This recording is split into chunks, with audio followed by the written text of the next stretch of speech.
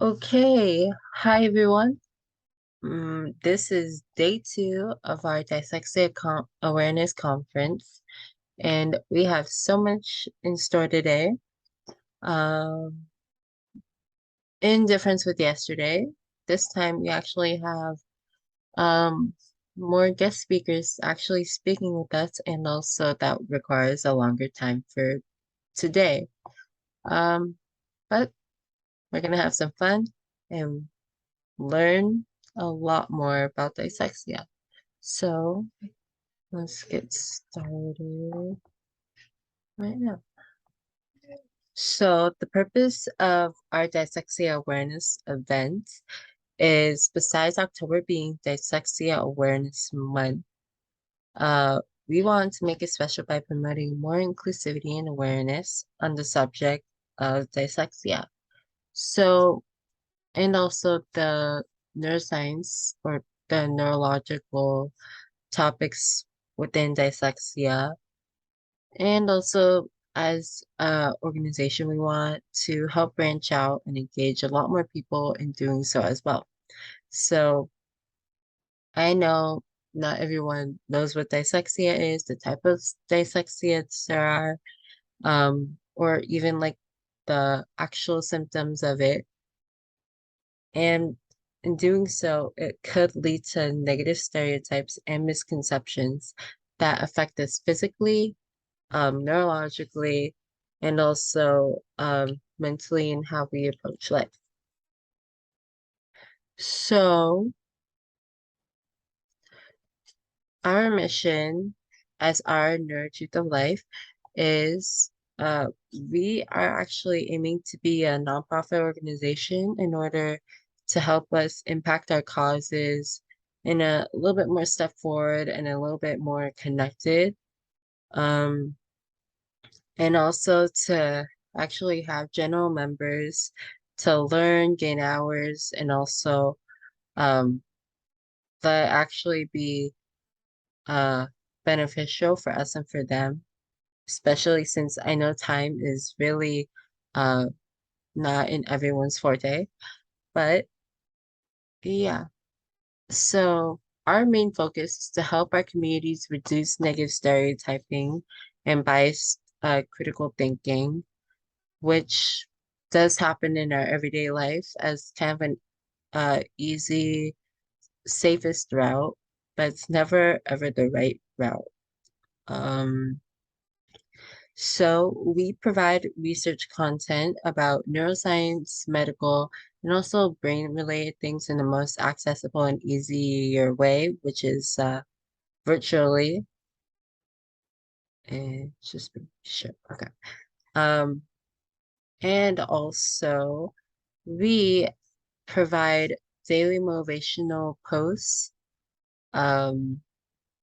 regularly. So that's fun. And especially from our directors. So just the layout of our branches and what people usually do.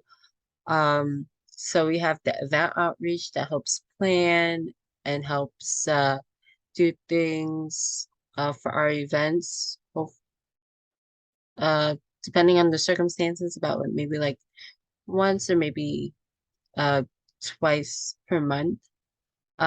Researchers, which also help us make our research blogs, making them engaging, and they even helped. They actually even helped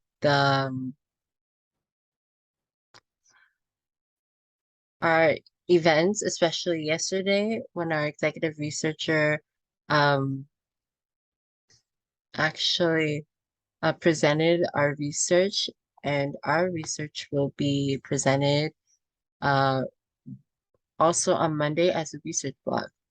So we also do have a branch for social media managers that communicate with everyone, that contact professionals, use the templates and do shout outs for everyone, not just other organizations, but also to people as well that need it. And also on Discord, and just knowing we do have a Discord. We also have directors of motivational words, and they're the ones that are giving regular daily motivational posts, as you may or may not see.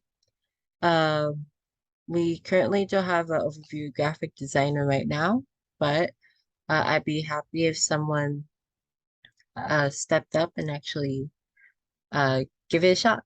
So we already have a secretary, and what she does is communicate with everyone, use the Google Drive to report hours, even general members' hours, record meetings, and help us out with other tasks here as well. So, okay. So, that being said, we are actually hiring more people in our executive board as some things happen. So we are a little bit short, but it's okay because we actually will get through this. Um, so if you are interested in any of our work or the positions that I've actually said, then we are happily accepting a lot more people. Um, So the thing or the misconception that we have is that there needs to be an application or an interview. Uh, they are not required, as I know that they're very, very stress. They are very stressful, and um and I don't want anyone just feeling very nervous or very pressured in with the interview or application process. So all you have to do is just email at our Gmail or just DM our um, Instagram story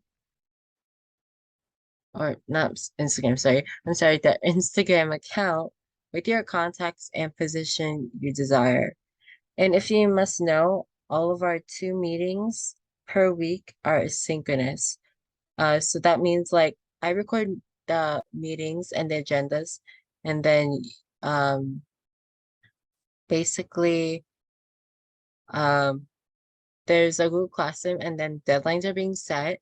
So if you need any help further, um, all you have to do is just text me and then you can like set up a Discord meet if there are any more one-on-one concerns. Um, so here's another update actually.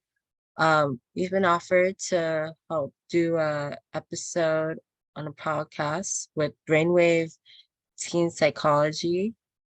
And um, yeah, that should happen about in next week at least. So that's actually gonna be really fun. And not sure what just happened, but okay, let's go. So, like if you have any more questions, just feel free to contact me.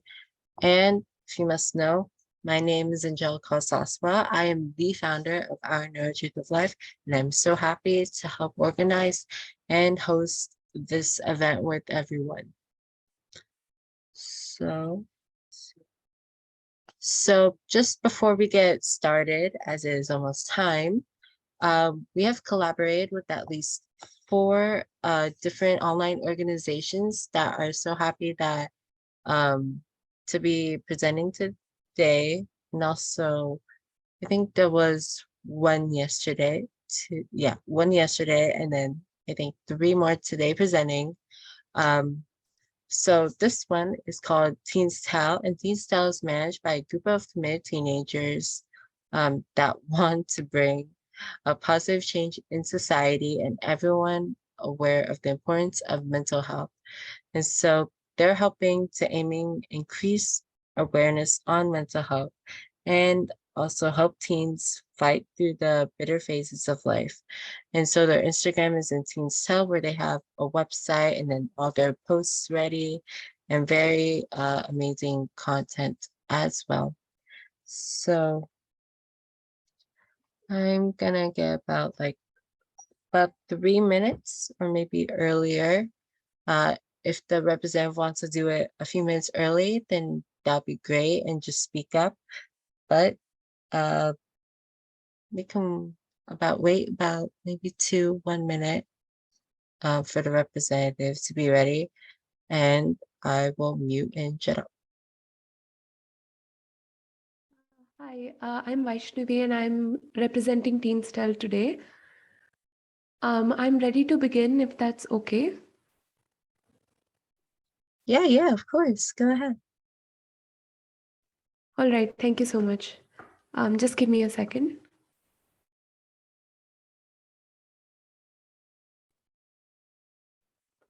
All right, hi. Can I share my screen for the presentation? I just imported your exact slides into the presentation, so even the links and even the photos work. So all you just have to do is just tell me when to go next. All right, cool. Okay, so I'll begin with first introducing myself. My name is Vaishnavi and I'm representing Teen Style today. And as you all might have heard earlier, and as it was already discussed, we're basically going on about dyslexia, spreading awareness about it, and so on. So without further ado, we'll just go into what dyslexia in general is about. This is something that all of us came up with together, the presentation, and all of the research that we had put in was from, I would say, a teenager's point of view. Now, obviously, we are not any sort of specialists or anything, but then we tried our best to spread awareness in our own way. You can move on to the next slide. Thank you. So starting with the topic outline, what is dyslexia in general? So dyslexia in very simple terms can be called or can be described as a learning disorder. Now, what kind of learning disorder this is of different types. Now, sometimes it could be that kids do not understand what kind of letters are being portrayed in front of them, or sometimes it's about words. Sometimes it's also speech, and depending on what type dyslexia can occur in changes the type of treatment they receive as well. So in general, all of this is being classified as a reading disability or a learning disorder. So moving on to the next slide, we will look at a few signs that we usually look for before actually generalizing what a child has as dyslexia. Could you please move on to the next slide? Yeah. So as you guys can see on the screen, signs of dyslexia are not very evident. Now, for example, if you are having any sort of a physical ailment, physical problem, you can clearly show someone where you are feeling it or how it is occurring in you. Now, when we talk about dyslexia, it is often very difficult to recognize the signs and symptoms as they're not very evident.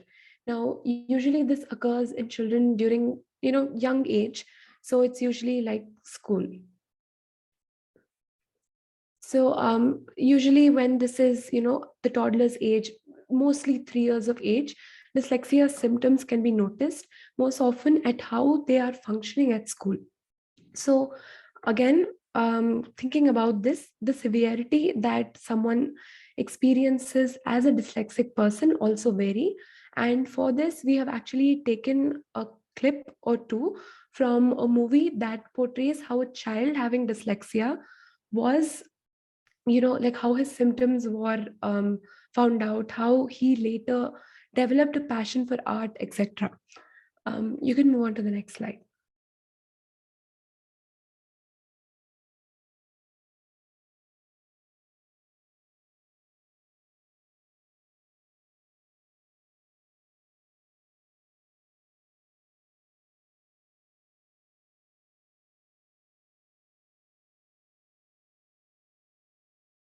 Yeah, I'm sorry. Yeah. So for easier understanding, what we basically did was we categorized the symptoms and signs into 3 stages. Now, it's not like dyslexia occurs in these particular stages or something like that. But usually when we start identifying, we take it in this order. So first thing that we took as a stage is the one before school. Now, it's not like just because a child starts going to school or just because they start learning is when they start developing dyslexia or something. This can occur even before school in toddlers who are less than 3 years of age. So usually these symptoms and signs can be seen in the form of late talking, or when they have difficulty in learning new words, like words that they frequently hear. Now this could be in their own mother tongue, or this could be in other languages that they are learning. Other than this, there are also several other signs that you can look out for. It could be in trying to understand words that sound alike. So when you put two words that are sounding alike or that are looking alike, for example, letters such as B and D, in such cases, the child finds a problem in identifying what these letters or words are. Moving on to the next slide, we have stage two. So stage two is basically school going age. Now, how this is different is that once the child is in school, usually you expect rapid development. They learn from their peers, they learn from the teachers, they learn from people around them. Now, usually during school age, dyslexia symptoms are slightly different. Here, it is more about the processing and the understanding of the brain. Now, usually, formation of speech is expected to occur during this time, and when this doesn't happen, it might be a sign of dyslexia. Again, it is best to consult a specialist before generalizing what symptom a child might have. Other than this, there can also be symptoms in difficulty of seeing and occasional hearing as well. Then moving on to the next slide, we have stage three. Now, stage three, we classified as teens and adults. Now, dyslexia is not just a disorder that can occur in toddlers and young kids, but this is also something that can occur in teens and adults. Just give me a second.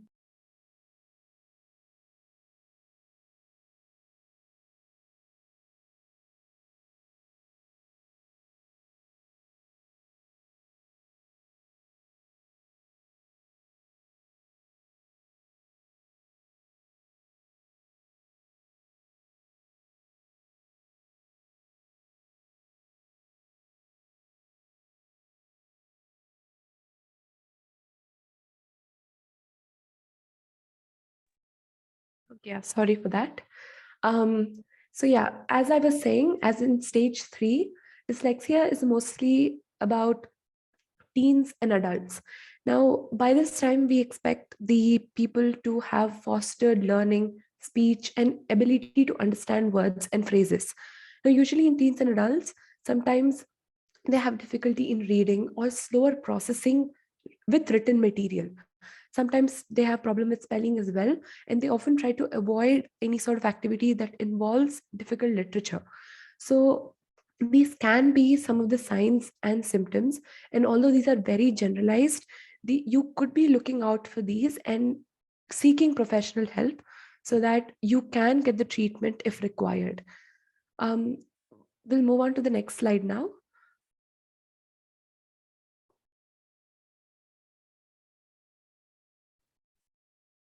Yeah. So, coming to the million-dollar question, is there any cure for dyslexia? Now, we've gone on and about how dyslexia might occur, whom it might occur in, and what are the signs and symptoms that we are supposed to look out for. Now, the question to any problem is there a solution? And similarly, even for dyslexia, yes, there is a solution. Now, see, dyslexia, just because one doesn't understand literature or one has problems with spelling, does not mean they have problem with intelligence, hearing, or vision. And dyslexia is indeed something that can be cured with proper educational programs and proper training programs. And like I said earlier, it is important that we timely recognize that someone needs help, and seeking treatment for it is the best cure. We will now move on to the clips that I had talked about earlier.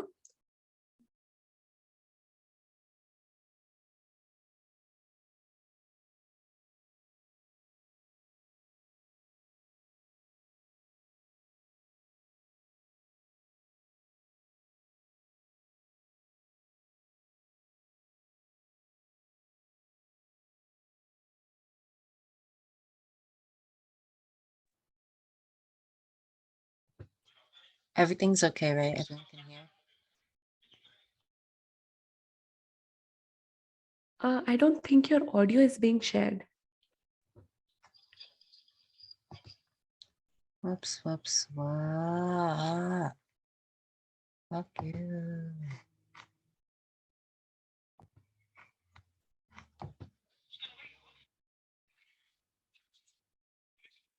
Okay.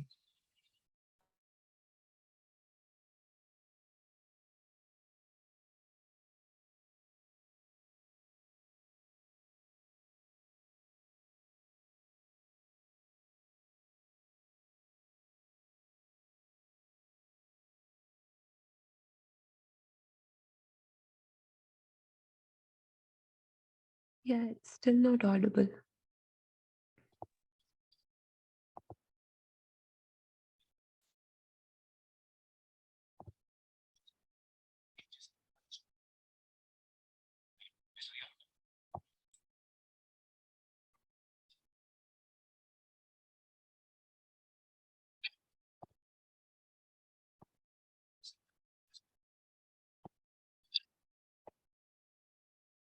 Oops.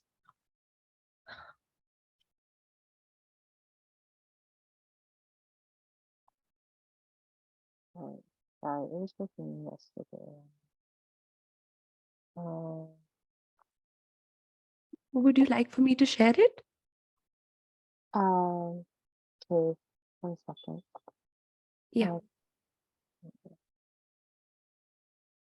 was working yesterday. I don't know what happened. Um, I'll stop sharing. Can probably